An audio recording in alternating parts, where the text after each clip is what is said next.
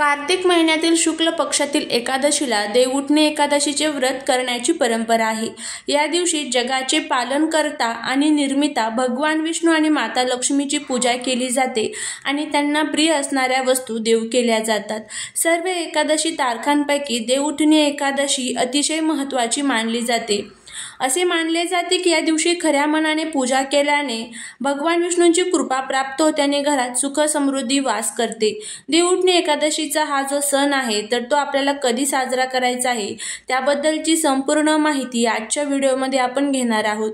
कार्तिक महिन्याच्या शुक्ल पक्षातील एकादशीला भगवान विष्णू 4 महिन्याच्या योगनिद्रेतून जागे होतात अशी धार्मिक श्रद्धा आहे। त्यामुळे या दिवशी देवउठणी एकादशीचा सण साजरा केला जातो।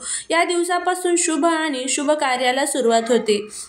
या शुभ तिथीला भक्त उपवास करतात आणि भगवान विष्णू आणि माता लक्ष्मीची पूजा करतात, तसेच विशेष वस्तू दान करतात। असे मानले जाते की या दिवसाचे व्रत केल्याने सर्व प्रकारच्या पापांपासून मुक्ती मिळते, यासोबतच शुभ परिणाम प्राप्त होत असतात। पंचांगानुसार कार्तिक महिन्यातील शुक्ल पक्षातील एकादशी तिथी ही 11 नोव्हेंबर रोजी सायंकाळी 6:44 सुरू होईल आणि त्याच वेळी 12 नोव्हेंबर रोजी दुपारी 4:04 संपेल। अशा प्रकारे देवउठणी एकादशी 12 नोव्हेंबरला आहे। दुसऱ्या दिवशी तुळशी विवाहाचा उत्सवही साजरा केला जाणार आहे। एकादशीचे व्रत सोडण्याचा शुभ मुहूर्त हा पुढील प्रमाणे असणार आहे। देवउठणी एकादशीचे व्रताचे पारण करणे 12 नोव्हेंबरला सकाळी 6:42 पासून ते 8:51 पर्यंत असणार आहे। या दिवशी आपण ओम नारायण विद्महे वासुदेवाय धीमहि तन्नो विष्णू प्रचोदयात किंवा ओम नमो भगवते वासुदेवाय यापैकी कोणत्याही एका मंत्राचा जप करू शकता आणि त्याचबरोबर घरामध्ये आपल्याला सकारात्मक वातावरण ठेवायचं असतं। देवउठणी एकादशीपासूनच शुभ कार्याला सुरुवात होत असते। तसेच देवउठणी एकादशीला काही उपाय केल्याने आपल्याला शुभ परिणाम मिळतात, तसेच वैवाहिक जीवनातील अडचणी दूर होण्यासाठी मदत देखील होत असते। जर वैवाहिक जीवनात कोणत्याही प्रकारच्या समस्या येत असतील तर एकादशीच्या दिवशी भगवान विष्णूंची पूजा करताना हळदी कुंकू लावा, तसेच त्यांचा आशीर्वाद घ्या। यामुळे इच्छुकाचे लग्न लवकर होण्याची शक्यता अधिक दृढ होते, तसेच व्यक्तीला शुभ परिणाम मिळतात। तसेच विष्णूला पिवळी फुले देखील अर्पण केली जाऊ शकतात। तुमच्या इच्छा पूर्ण करण्यासाठी देवउठणी एकादशीला पिंपळाच्या झाडाला जल अर्पण करा, तसेच भगवान विष्णूंच्या मंत्रांचा जप करा। यामुळे तुमच्या मनोकामना पूर्ण होतील, तसेच जीवनातील अडथळे देखील दूर होण्यासाठी मदत होत असते। सुखी वैवाहिक जीवनासाठी तुम्हाला या एकादशीच्या दिवशी कच्च्या दुधात उसाचा रस मिसळून तो तुम्हाला भगवान विष्णूंना अर्पण करायचा आहे। यामुळे लक्ष्मी देवीचा आशीर्वाद आपल्यावर कायम राहतो। तर हे सर्व छोटे छोटे उपाय तुम्ही उद्या देवउठणी म्हणजेच कार्तिकी एकादशीच्या दिवशी करू शकतात। उद्या त्याचबरोबर आपल्याला दिव्याचा एक उपाय करायचा आहे। दिवा हा बुद्धीचे, ज्ञानाचे आणि त्यागाचे प्रतीक असतो। भगवान विष्णू आणि माता लक्ष्मीला ज्या वेळेस आपण एखादा दिवा अर्पण करतो तर तो विशिष्ट पद्धतीने लावला तर त्याचे अजून चांगले फायदेही आपल्याला बघायला मिळत असतात। तर आता हा दिवा कशासाठी लावायचा आहे तर आपल्या घरामध्ये जी काही लक्ष्मीच्या संबंधित अडचणी येत आहेत, आपल्या घरामध्ये जे काही दुःख आहे, दारिद्र्य आहे तर ते दूर व्हावं, भगवान विष्णूंची आपल्यावरती कृपा व्हावी।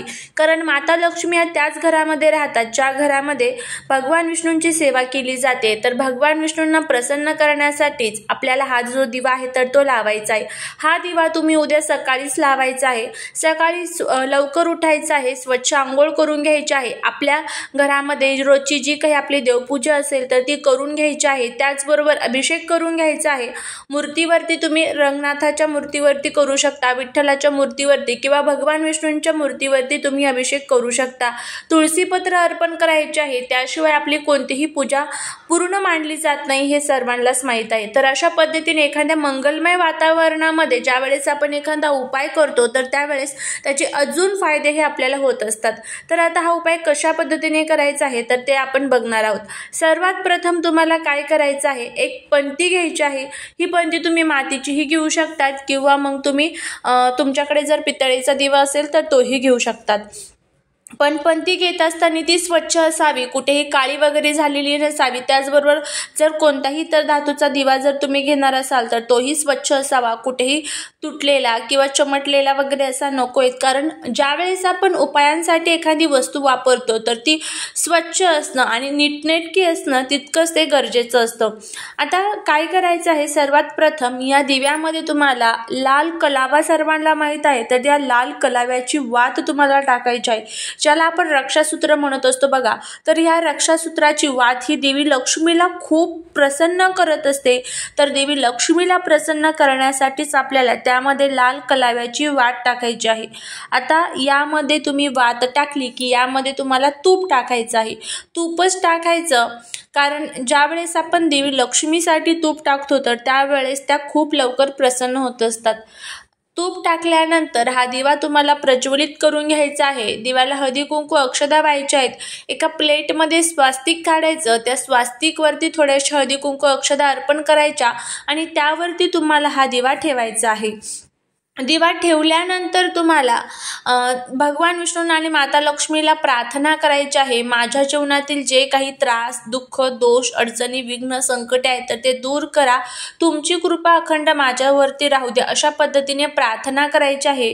त्यानंतर 5 लवंग हातामध्ये घ्यायच्या आहेत. लवंग या तुटलेल्या नकोत, अखंड फुलवाल्या लवंग घ्यायच्या आहेत. 1 रुपयाचं एक नाणं घ्यायचं आहे आणि एक कवडी. कवडी सर्वांना माहीत आहे असेलच की पांढरी किंवा पिवळी कवडी कोणतीही तुम्ही घेऊ शकतात. जी कवडी समुद्र मंथनामधनं वरती आलेली आहे आणि ती देवी लक्ष्मीला खूप प्रिय आहे.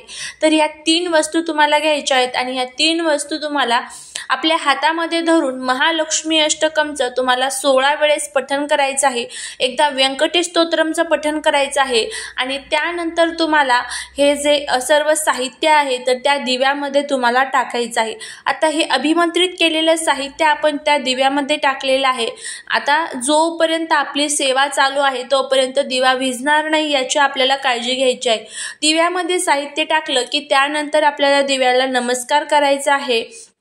परत माता लक्ष्मीला आणि भगवान विष्णूला प्रार्थना करायची, माझ्या घरामध्ये सुख, समृद्धी, धन, दौलत, आयु, आरोग्य याची बरकत होऊ दे. जीवनातील जो काही शत्रुपीडा, शत्रुबाधा, वास्तुदोष, नकारात्मकता, पितृदोष हे जे काही दोष आहेत तर ते संपून जाऊ दे आणि नेहमी हे घर आनंदाने भरलेलं असू दे, अशी आपल्याला देवीला प्रार्थना करायची आहे.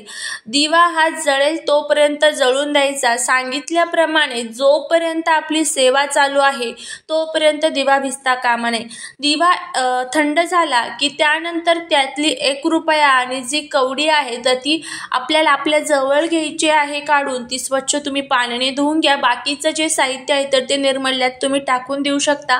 दिव्यातली कवडी आणि 1 रुपया पाण्याने स्वच्छ धुवून आपल्या पर्समध्ये आणि पाकिटात ठेवायचं आहे. 1 रुपयामुळे माता लक्ष्मी आपल्याकडे आकर्षित होईल आणि जी कवडी आपण टाकलेली आहे त्यामुळे कोणत्याही प्रकारच्या नकारात्मक शक्ती आपल्या जीवनामध्ये प्रवेश करणार नाही. म्हणजे की शत्रू असेल, वास्तुदोष असेल, पितृदोष असेल, हे त्रास आपल्याला होणार नाही. आपली प्रत्येक कामामध्ये प्रगती होईल. तर अशा पद्धतीने आपल्याला हा उपाय करायचा आहे. तर नक्की करून बघा, नक्कीच तुम्हाला त्याचा फायदा होईल. घरामध्ये ज्यावेळेस आपण एखादा उपाय करतो तर त्यावेळेस घरामध्ये मंगलमय वातावरण असणं तितकंच गरजेचं आहे. भांडण होणार नाही, कटकट होणार नाही याचीही तुम्हाला काळजी घ्यायची असते. तर अशा पद्धतीने हा उपाय करा, तुम्हाला त्याचा फायदा होईल. झालेली सेवा ही महाराजांच्या चरणी रुजू करते. व्हिडिओ जर आवडला असेल तर लाईक, शेअर आणि सबस्क्राईब करायला विसरू नका. श्री स्वामी समर्थ.